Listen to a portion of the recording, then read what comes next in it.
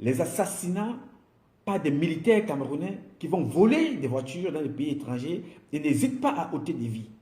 C'est très important ce que je vous dis. Préparez-vous parce que ce sera une affaire très importante pour la sous-région.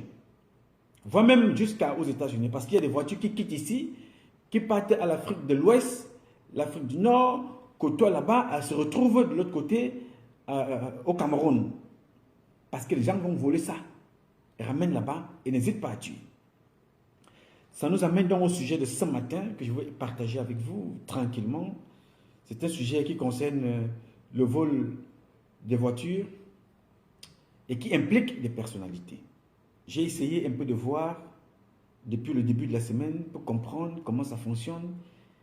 Et nous sommes sur ce dossier depuis plus de 3 mois. Dieu merci, nous sommes là au bout de la chaîne, tout du moins à l'avant-dernier maillon de cette opération. Il s'agit donc du 25 avril 2020. Une bande de braqueurs a été interpellée au Togo par des services de sécurité du Togo. À la tête de cette bande-là, ce sont des militaires. On vous a donné des noms ici, des militaires et des civils. Un certain Tanga Mogo, Clément Didier, alias Tony, connu de tous les services de renseignement camerounais. Il a été condamné pour la première fois à 25 ans, il a fait quelques mois, 25 ans de prison, il a fait quelques mois de prison, il a été libéré par les magistrats et les officiers qui ont intervenu, il est sorti. Quelqu'un qui braque et qui tue, il est sorti, mais Bangola est en prison.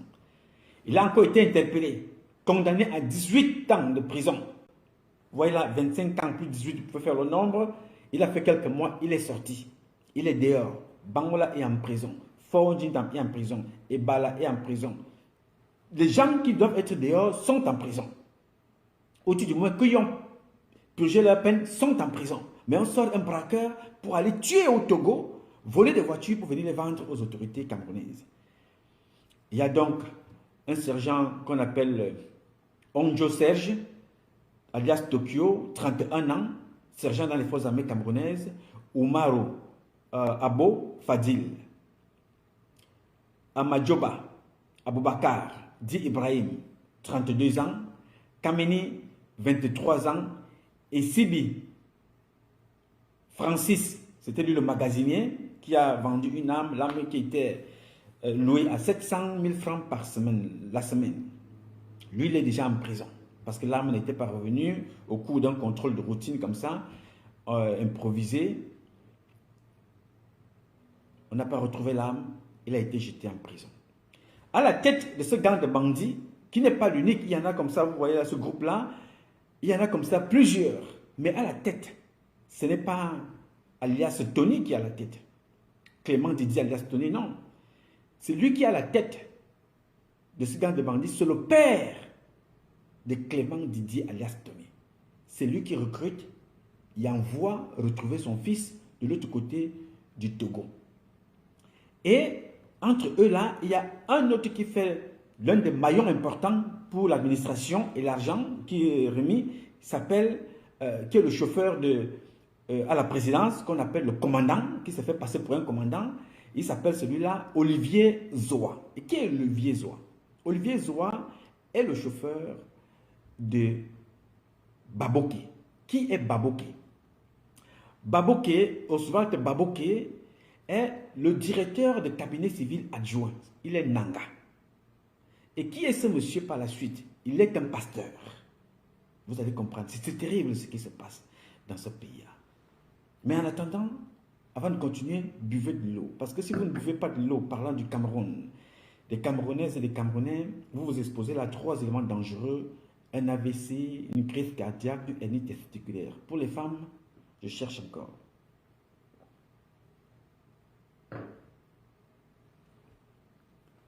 Baboké est donc un pasteur. Il est le numéro 2 au cabinet civil, c'est-à-dire l'un des secrétariats importants du président de la République du Cameroun, est géré là par un receleur qui finance les braqueurs et les assassins à l'extérieur. Mogo Clément alias Tony, lui, il est donc là pour récupérer l'argent et vendre ses voitures volées. La majorité des voitures que vous allez voir sur ma page Facebook, après cette publication, passe pas ce que j'ai fait hier. Je vais vous amener encore une autre vague de publications avec des preuves à l'appui pour vous dire je ne suis pas au Cameroun depuis 30 ans. Même les officiers m'envoient des informations. Vous allez suivre la lettre d'un officier. Donc, le dernier voyage qui était d'aller acheter des voitures pour l'anniversaire du couple Baboké et sa femme Crescence, du nom qu'on nous a donné, vous allez voir sa photo là-bas. C'est le chauffeur Olivier Zoa qui vient avec le montant de 36 millions de francs, qui donne ça au père de Tony, alias Tony, au père de Clément. Et le père de Clément va remettre à son fils pour l'exécution du travail. Il s'en vend donc maintenant pour aller travailler parce que le père de Tony, lui, recrute les enfants et les envoie là-bas chez son fils pour l'aider à braquer. Il dit à ces enfants-là que son fils a une agence de vente de véhicules là-bas au Togo. C'est arrivé sur place que les enfants se rendent compte que non, cette histoire-là, c'est des braquages. Il y en a donc un là-bas qui a fui au nom de Junior. Parmi eux, il a fui. Il a dit non, non, je ne peux pas. Il a fui, il a commencé à être recherché partout. Ils ont commencé à le rechercher, mais le gars a fui, il est parti.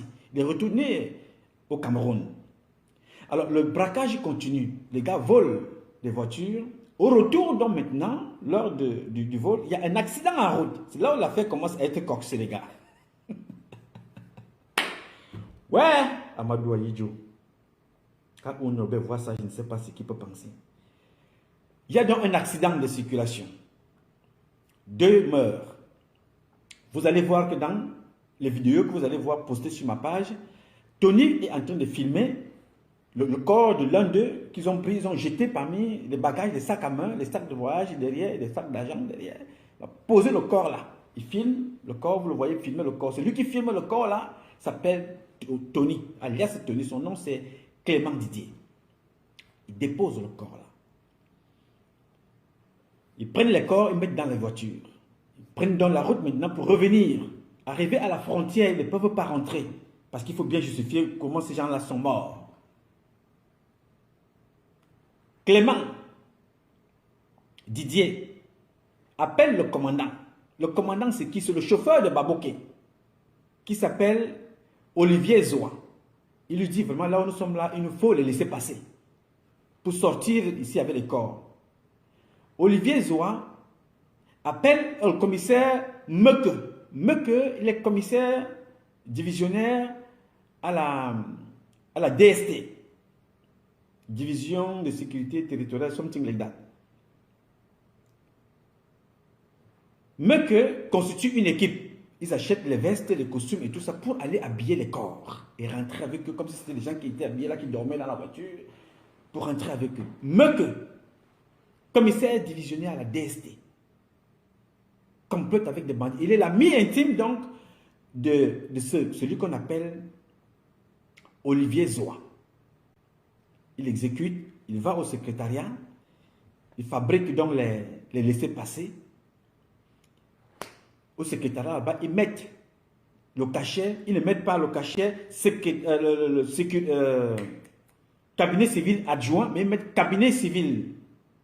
Donc cabinet civil, ça impacte d'abord là directement le chef qui est Mvondo Ayolo, qui n'a rien à voir dans cette affaire. Pour une fois, moi je ne dis pas les choses sur les gens pour rien, je ne dis pas sur...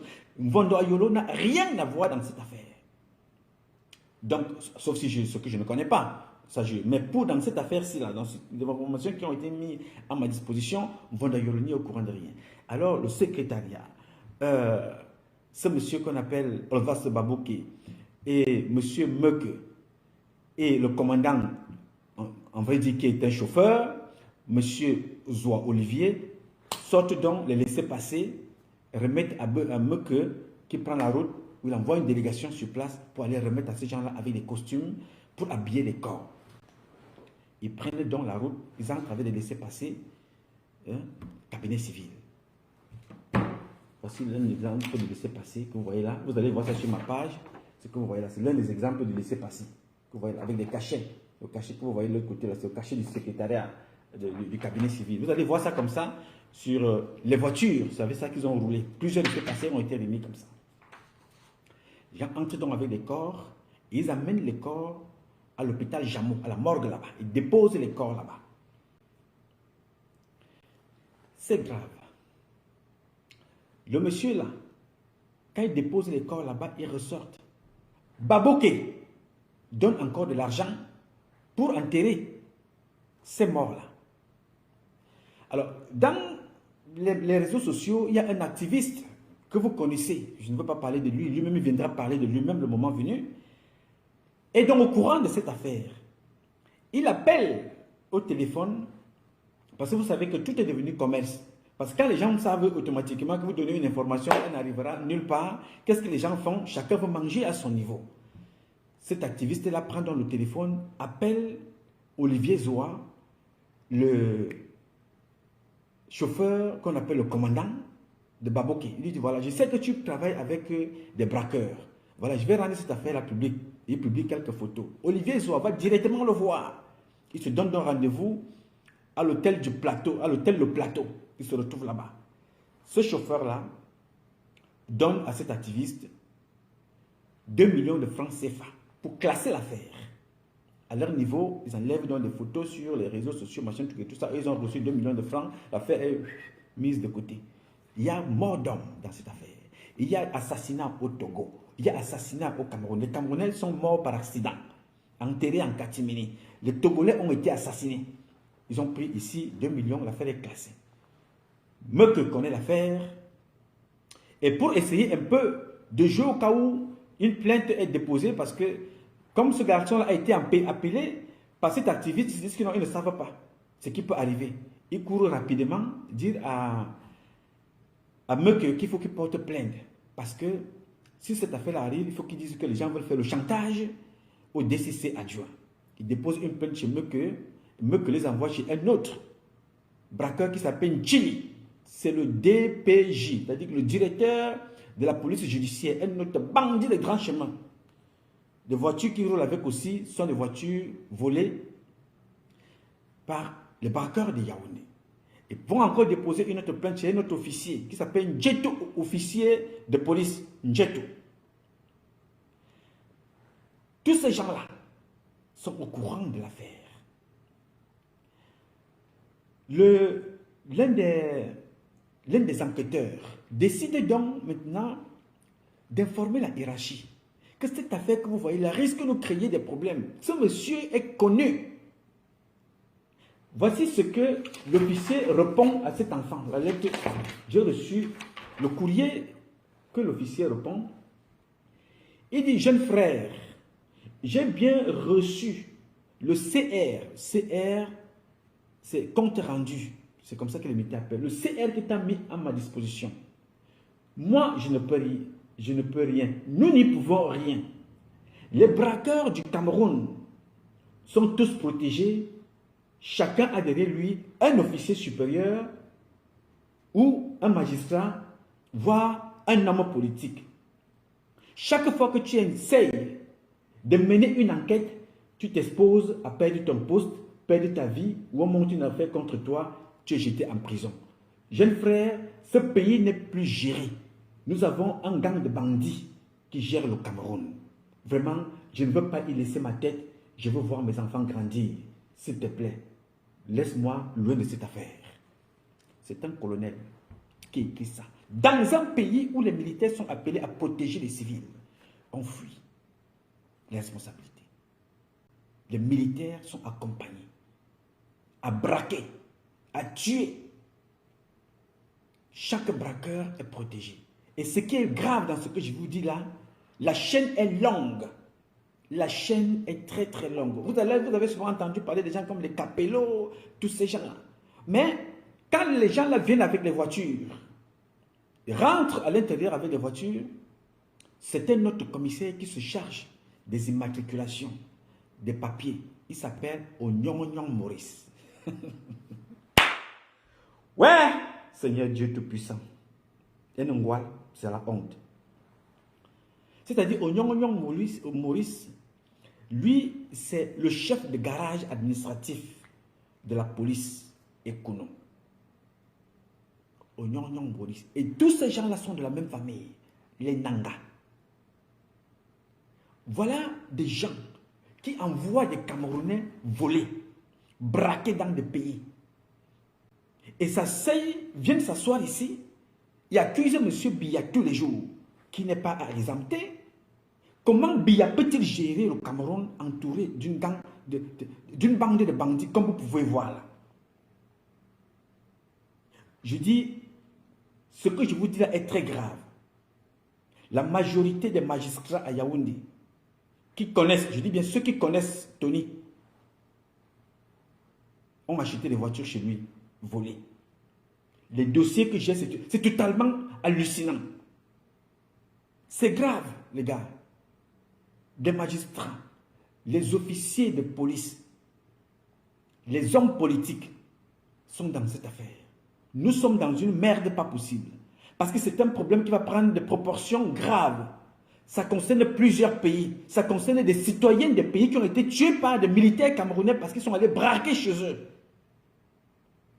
Et ils sont protégés. On vous parle d'un seul PA. Non, il n'y a pas qu'une seule PA. Ce monsieur-là a une série d'armes. Il a une armurerie qu'il utilise pour braquer avec son père à la tête. Tous là le connaissent. 25 ans de prison, 18 ans de prison, et il est dehors. Il continue à voler. Dès qu'il fait quelques mois, il continue à voler. Vous allez voir des photos où quelqu'un qui est recherché par tous les services du Cameroun, il est assis dans le salon de Oswald Baboki, assis dans le salon à la maison. Il est assis. Vous allez voir des photos, ils sont en train de compter de l'argent. Ils comptent. Ils sont contents, ils comptent de l'argent, ils célèbrent. Je vais vous mettre tout ça sur ma page Facebook après cette publication. C'est grave, les gars. Nous n'avons plus de pays. C'est-à-dire, Biyabi avait vu juste quand il avait dit des bandits à col blanc. Ceux-là ne sont même plus des bandits à col blanc. Des bandits de grands chemins sont à la présidence de la République.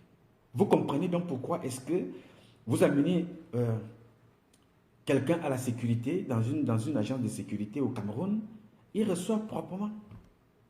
Vous amenez un bandit qui a volé, avant même que vous soyez de retour à la maison, il vous dit, oh, attends, essaye encore, tu verras ce qui va t'arriver. Il y a quelques jours de cela, je reçois le coup de fil d'un gars de Fouman. Il me dit que des gars de la sécurité militaire sont allés braquer chez lui. Il a donné un nom. Abdel Njoya, un deuxième classe. Un indique l'appel depuis Fumban. Lui dit que non, il y a un gars de Fumban ici qui a reçu plus de 200 millions.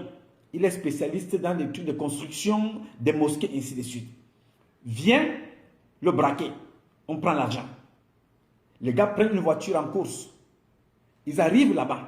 Malheureusement pour eux, ils tombent sur le frère du gars. Ils ne connaissent pas le gars. Ils tombent sur le frère du gars. Ils n'ont pas exploité très bien l'information. Ils tombent sur le frère du gars. Le frère du gars commence à leur dire, voilà, non, ce n'est pas moi, je n'ai pas l'argent ici, mais allons plutôt dans la maison familiale, il peut trouver l'argent là-bas. Ils amènent le gars dans la maison familiale. Arrivé là-bas, le gars crie, oh voleur. Les éléments de la CEMIL prennent fuite. Entre-temps, ils ont arraché les ordinateurs, ils sont partis avec. Le chauffeur taxi qu'ils ont amené a été attrapé, tabassé sérieusement, confié à la gendarmerie de la place. Les militaires eux-mêmes, ils ont fui. Le monsieur m'appelle donc et il m'envoie des écoutes et tout ce qui s'est passé. C'est-à-dire, finalement, ils ont quand même payé 1 million. Et les gars ont laissé des traces de leur numéro de téléphone. On se rend compte que c'est les gars de la sécurité militaire. Sécurité militaire du Cameroun. Ils sont là-bas. Jusqu'aujourd'hui, les gars sont en train de chercher. Je vous donne le nom, deuxième classe. Abdel Njoya. La personne qui m'appelle de l'autre côté s'appelle Ibrahim. Qui m'appelle de l'autre côté de Fumban pour me dire, grand frère, ici, quand tu amènes un dossier à la gendarmerie ou à la police, tu ne sais pas qui est derrière le braqueur. Ça peut être un commandant, ça peut être un général, ça veut dire que le dossier n'ira nulle part. Prends ce dossier, informe le peuple camerounais de faire attention.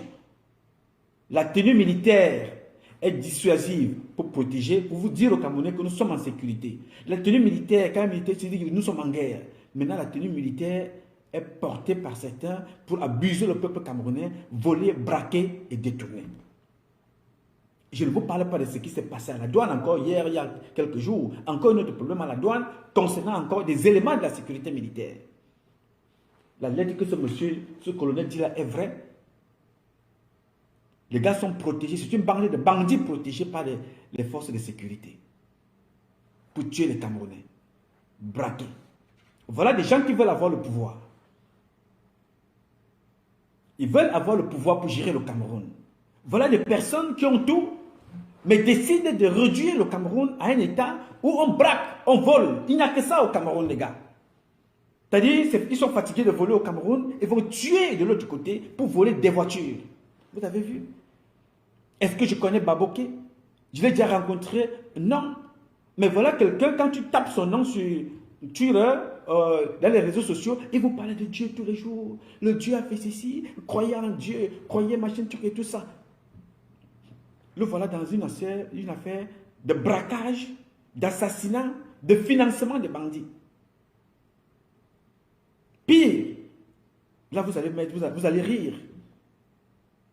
Tommy tombe malade. Voilà quelqu'un qui sort de prison, il est condamné à 18 ans de prison, il fait moins d'un an de prison, il est sorti. Il est condamné à 25 ans de prison, il fait quelques mois, il est sorti. Il tombe malade. Le braqueur, distributeur, vendeur de véhicules de luxe aux autorités du Cameroun. Il est hospitalisé. Pendant qu'il est là-bas à l'hôpital, Olzat Babou qui envoie 8 millions pour ses médicaments. 8 millions de francs CFA pour soigner un braqueur, pour qu'il soit à flot, pour continuer à les braquer. J'étais là-bas. Non, monsieur, vous allez voir les photos. Vous allez voir les photos sur cette page-là. Comment pensez que même si Biabi Vondo a n'importe quelle force, comment peut-il gérer le Cameroun quand il est entouré d'une corde de bandits comme ça? Mama Fouda est revenu. On a volé chez lui. Qui est Mama Fouda, un ministre? Lui fabriquait l'argent? Non, il volait aussi. Et les voleurs venaient aussi voler chez lui. Quand les gens voulaient voler de l'argent, on dit, retrouvons-nous chez Mama Fouda, on vole. Où est-il? Il a été viré, il est revenu. Tous sont comme ça, sans exception. Et c'est les mêmes personnes qui vont venir vous insulter. C'est-à-dire qu'ils ont passé le temps à dire à M. Biya que les enfants qui parlent là sont des bandits, sont des voyous, ils n'ont rien à faire, ils sont dans la diaspora, ils dénoncent. Le temps passant, quand on regarde aujourd'hui, on vous regarde, on me regarde. On regarde certains de mes compatriotes qui sont en Europe. Je crois que vous n'avez même pas le droit de vivre, comme disait Laurent Fabius. On doit vous exécuter tous. On doit tous vous exécuter. Je n'ai jamais été convoqué quelque part pour n'avoir pas fait son travail, pour n'avoir pas rempli sa mission, pour des comportements comme ça. Comment est-ce que vous pouvez représenter un peuple avec des comportements de voyous? Des pasteurs sont en fuite au Cameroun. Certains pasteurs, j'ai vu certains pasteurs qui ont fui le Cameroun. Oswald Babouké n'est pas exempt. Il va fuir le Cameroun ou il va répondre en prison. Parce que les pays étrangers, le Togo, la Guinée équatoriale, le Niger, le Nigeria, le Tchad, partout où ces enfants ont volé, il faut une plainte. Ça va prendre beaucoup de temps parce qu'il faut retrouver ces morts-là. Surtout au Togo. Ces gens-là vont répondre. Ça ne peut pas continuer comme ça. Hein? Hier soir encore, on tuait un petit enfant en Brianne. On le poignardait. Les assassins sont à la tête de l'État au ministère de la Justice. Ça va être... L'affaire va être classée comme ça, sans suite. La maman va dire, voilà, je n'ai personne. Vraiment, mon enfant est mort, je remets à Dieu. Jusqu'à ce qu'on tue le prochain. À Tébé, il est mort. On a fermé. Monique Koumaté, c'est une chose. De l'autre côté, celle qui vient de perdre 4 enfants, celle qui a perdu 3, celle qui a perdu les jumelles, Juliette et toi, 73 ans. On tue. On regarde. Quelle est cette République? On a été la République des voleurs. Et dès que tu vas annoncer, les oiseaux t'appellent. Non, c'est mon frère, c'est mon ami, vraiment. Le sujet que tu vois là, c'est des gens qui ne t'ont pas appelé depuis 10 ans. Tu ne les vois pas. Mais dès que tu tombes sur un dossier qui les concerne, ils sortent du trou. Ils sortent là, chacun va se raconter ton avis. Je t'ai rencontré, on était dans tel restaurant ensemble, on a mangé. Jamais! Ils ne t'appellent avant. Tu ne connais pas ce qu'ils font dans la vie. Du jour au lendemain, on t'appelle. Parce qu'il ne faut pas que tu dises des choses. Qui va protéger le peuple camerounais? Vous êtes des Américains, vous êtes des Européens, vous êtes des Canadiens, vous êtes dans des pays qui sont développés. Vous pensez que les gens là ont développé le pays en faisant comment? Oui, il y a certainement des voleurs là-bas, mais il y a quand même une conscience qui dit développons quand même. Développons au moins pour que les autres puissent vivre demain. Vous courez prendre les nationalités des autres parce que là-bas ils ont développé. Mais chez vous, vous venez tuer, vous abusez. Et vous allez rester dans les pays étrangers. Je vais publier les dossiers ici, vous n'allez pas revenir ce qui se passe. Et je remercie d'ailleurs les pays étrangers, les pays amis, qui mettent à ma disposition un certain nombre de documents. Ici, nous sommes ce qu'on appelle l'Agence fédérale d'investigation au service du peuple camerounais. Vraiment, nous sommes là, la deuxième partie. Nous allons continuer à vous informer de ce qui se passe dans notre pays, le Cameroun. Nous n'allons pas laisser croiser les bras. On va se battre. Le combat est long, mais ne vous fatiguez pas. Nous vaincrons aussi longtemps que Dieu nous donnera la vie. Je vous aime. I love you all. God bless you.